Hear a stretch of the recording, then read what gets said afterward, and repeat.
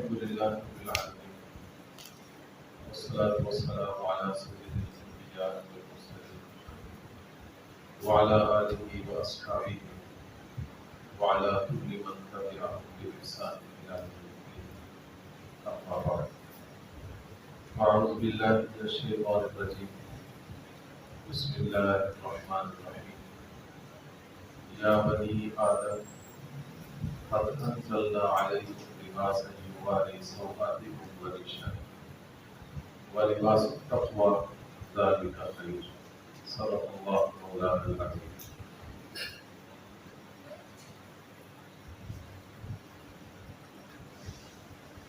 سیرت کورس کے اندر ایک سلسلہ درس ہے عادت کیسے بنتی ہے.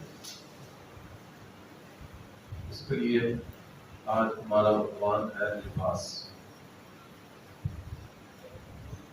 انسان کی عادت ہے کہ وہ اپنے جسم پر لباس زیب تن کرتا ہے. اس لباس کو پہننا یہ ہر انسان کا عمل ہے، ہر انسان کی عادت ہے. اگر اپنی مرضی سے، اپنے طریقے سے، اپنی چاہت سے اس عمل کو سر انجام دیں گے تو روز کرنے کی بات عادت رہے گی، اس پر کوئی اجر و ثواب نہیں.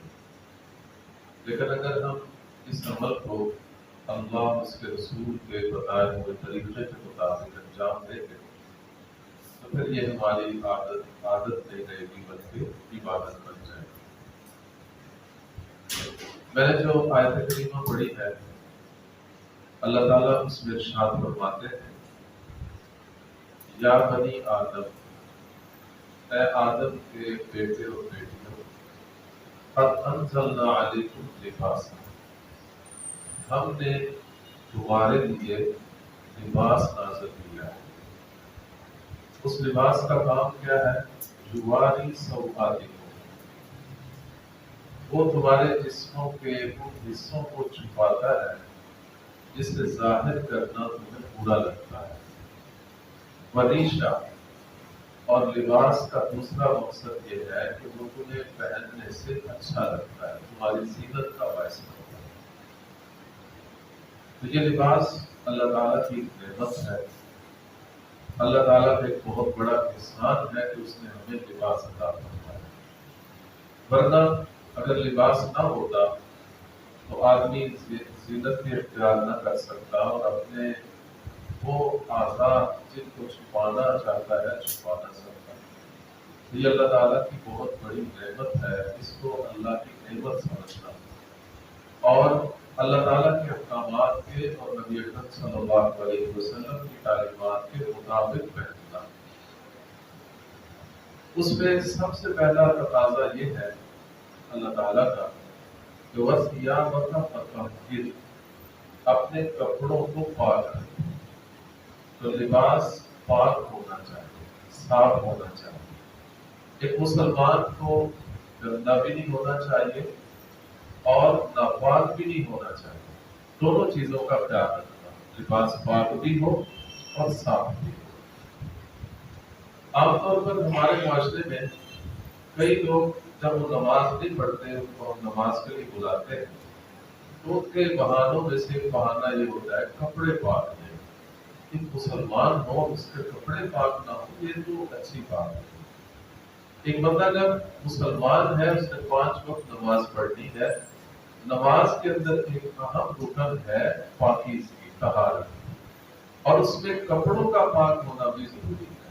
تو اس لیے ایک مسلمان کو ہمیشہ اپنے کپڑوں کو پاک رکھنا چاہیے، صاف رکھنا چاہیے تاکہ وہ اللہ تعالیٰ کی عبادت کا وقت آئے تو اسے پریشانی نہ ہو، اسے کوئی رکاوٹ نہ ہو، وہ ہر وقت اللہ کی عبادت کے لیے تیار ہے.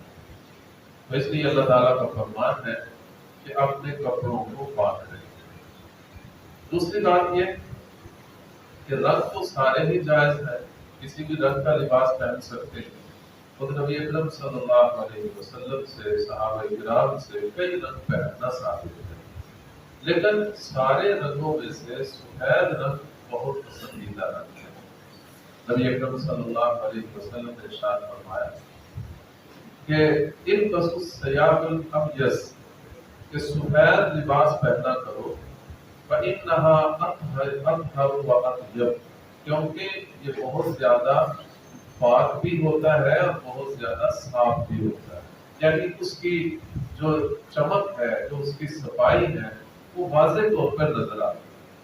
تو بہرحال یہ اس لیے علماء کرام نے لکھا ہے کہ سفید لباس پہننا مستحب ہے، یعنی صرف سفید لباس پہننے سے ہی ثواب ملتا جاتا ہے۔ تو اگر کسی سے ایسا ہو سکے وہ سارے لباس ہی سفید بنائے تو بڑی اچھی بات، ورنہ دوسرے رنگ پہننا بھی ناجائز نہیں ہے، پہن سکتے ہیں، لیکن زیادہ پسندیدہ رنگ سفید کو اپنا رنگ جو ہے وہ اختیار کرنا چاہیے۔ اسی طرح جب کوئی آدمی نیا لباس پہنے تو اس کے لیے نبی اکرم صلی اللہ علیہ وسلم کا طریقہ یہ تھا کہ کان رسول اللہ اذا استجد ثوبا لبسه یوم الجمعہ، کہ جب بھی نیا لباس پہنتے تھے تو جمعہ کے دن سے اس کی ابتدا کرتے تھے۔ تو اس لیے آدمی اپنے نئے لباس کو پہننے کی ابتدا جمعہ کے دن سے کرے، یہ بھی سنت طریقہ ہے۔ اسی طرح لباس سے متعلق یہ بھی تعلیم ہے کہ کوئی آدمی غیر مسلموں کے لباس جیسا لباس نہ پہنے۔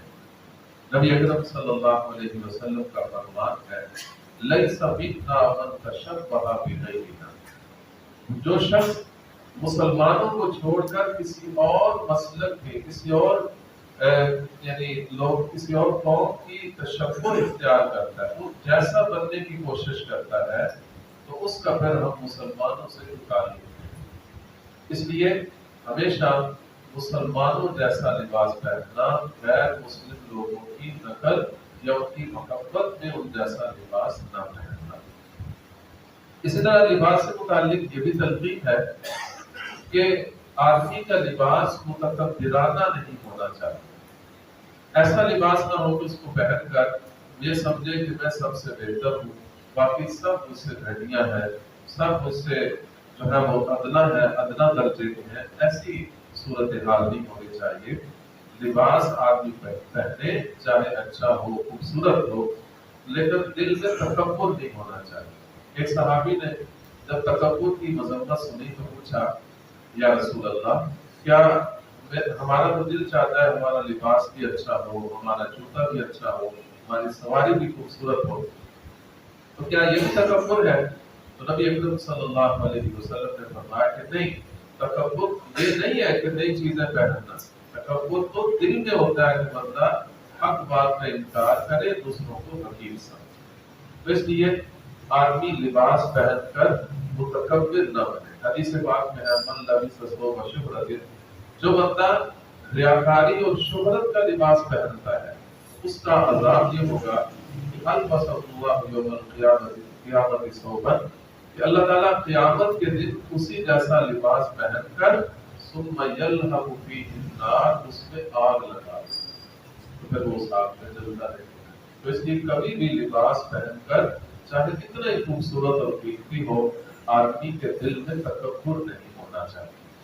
اسی طرح مرد و عورت ایک دوسرے کی مشابہت اختیار نہ کریں۔ نبی اکرم صلی اللہ علیہ وسلم کا فرمان ہے کہ لعن رسول اللہ الرجل یلبس لبسۃ المرأة والمرأة تلبس لبسۃ الرجل، کہ نبی اکرم صلی اللہ علیہ وسلم کی زبان اقدس سے اس مرد پر لعنت کی گئی ہے جو عورتوں جیسا لباس پہنے، اس عورت پر لعنت ہے جو مردوں جیسا لباس پہنے۔ تو یہ ایک جنس کا جو اللہ تعالیٰ نے فرق رکھا ہے، ہر ایک کے لباس میں جو فرق ہے اس کو ملحوظ رکھنا، نہ مرد عورتوں جیسا پہنے نہ عورت مردوں جیسا لباس پہنے۔ عام طور پر لباس میں ایک بہت بڑی کوتاہی ہوتی ہے، اور یہ کوتاہی بھی بڑی عجیب ہے کہ مرد جو ہے وہ ٹخنے چھپا کے رکھتے ہیں، عورتیں اپنے ٹخنے ننگے کر کے رکھتی ہیں، حالانکہ معاملہ اس کے الٹ ہے۔ شریعت کی تعلیم یہ ہے کہ عورت کا لباس اتنا ہونا چاہیے کہ اس کے ٹخنے اندر چھپے ہوئے ہونے چاہیے، اور مردوں کا لباس اتنا ہو کہ اس کے ٹخنے ننگے ہونے چاہیے۔ لیکن الٹا معاملہ ہو گیا، مردوں کا فیشن یہ ہے کہ وہ ٹخنے چھپاتے ہیں، عورتوں کا فیشن یہ ہے کہ وہ ٹخنے ننگے کرتے ہیں۔ تو یہ بات نبی اکرم صلی اللہ علیہ وسلم کی تعلیمات کے خلاف ہے۔ مردوں کے لیے ارشاد فرمایا ما اسفل من الکعبین من الازار ففی النار، جتنا حصہ ٹخنوں کا لباس کے اندر ہے، یعنی وہ لباس جو ٹخنوں سے بھی نیچے ہے، جتنی جگہ تک جائے گا وہ ساری جگہ جہنم میں جائے گا۔ اس لیے یہ صرف نماز کے لیے نہیں کہ نماز میں ٹخنے ننگے رکھنے ہیں، ہر وقت مردوں کے ٹخنے جو ہے وہ ننگے ہونے چاہیے۔ حتیٰ کہ علماء کرام نے فرمایا کہ بیٹھے ہیں تو پھر بھی یہ تو ہے کہ آلتی پالتی ماری کپڑا اوپر آ کے وہ الگ ہے، لیکن جو نچلے حصے کا جو لباس ہے وہ ٹخنوں سے نیچے لٹکا کے نہیں رکھتا، تو اس لیے اس بات کا خوب اہتمام کر۔ اسی طرح ریشمی لباس منع ہے۔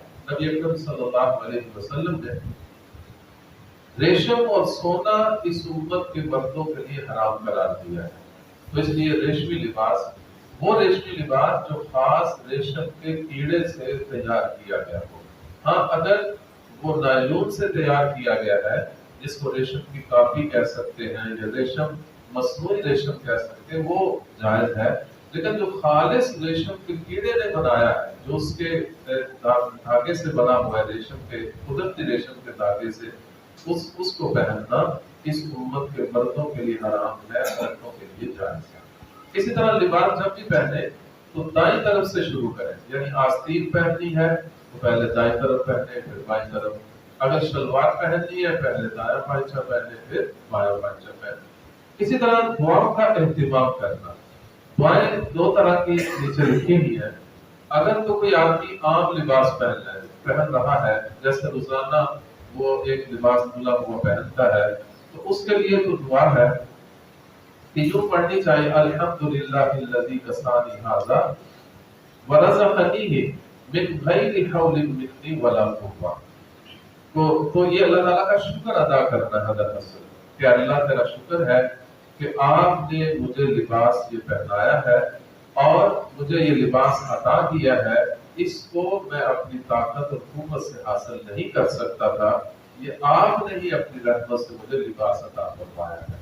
ہر لباس بدلتے وقت اس دعا کے پڑھنے کا اہتمام، اور اگر نیا لباس ہو تو اس کے الفاظ کچھ یوں ہیں اللہم لک الحمد، اے اللہ میں آپ کا شکر ادا کرتا ہوں، انت کسوتنی ہی کہ آپ نے ہی مجھے یہ لباس پہنایا ہے، اسألک من خیرہ وخیر ما صنع لہ، اے اللہ مجھے اس لباس کی خیر عطا فرماؤ اور جس مقصد کے لیے لباس بنایا گیا ہے وہ خیر مجھے عطا فرما دو، واعوذ بک من شرہ وشر ما صنع لہ، اور اے اللہ مجھے اس لباس کے شر سے پناہ دے دیجئے اور جس مقصد کے لیے یہ لباس بنایا گیا ہے اس کے شر سے مجھے پناہ دے دیجئے۔ تو یہ وہ دعا ہے جو نیا لباس پہننے کی دعا مقبول ہے۔ اسی طرح اگر آدمی لباس پہنتا ہے تو گریبان کو بٹن لگانا یہ بھی سنت معمول ہے، اگرچہ بعض اوقات نبی اکرم صلی اللہ علیہ وسلم کا بٹن کھول کر بیٹھنا بھی ثابت ہے، لیکن آپ صلی اللہ علیہ وسلم نے صحابی سے فرمایا کہ ضروری اس کو بٹن لگاؤ، گریبان کو بند کرو، ولو بشو کا، اگرچہ تمہیں اور کوئی چیز نہ ملے تو کانٹا ہی لا کر اس کو لگا دو، گریبان کو بند کر دو۔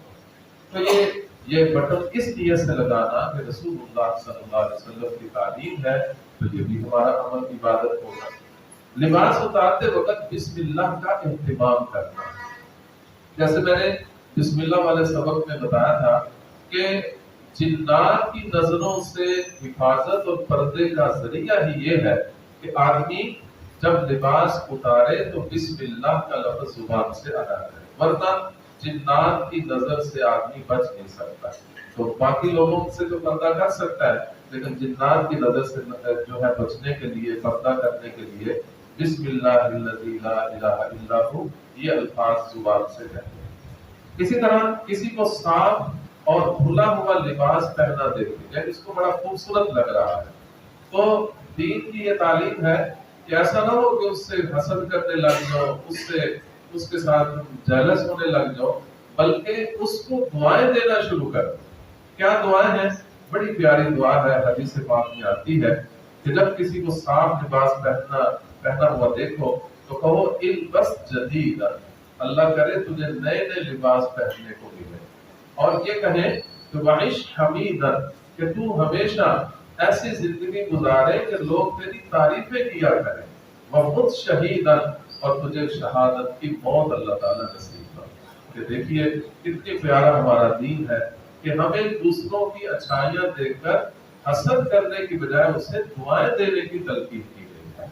इसी तरह अगर लुंगी पहननी है, आमतौर पर हमारे यहाँ रवाज तो नहीं है, लेकिन अगर किसी ने पहननी है तो उसका जो तरीका इब्न अब्बास रज़ी अल्लाह अन्हु से मरवी है, वो आमतौर पर हम ये करते हैं कि अगला हिस्सा ऊंचा होता है और लुंगी का पिछला हिस्सा नीचे होता है और वो जमीन पे घिसटता जाता है। ये तकब्बुर की अलामत है।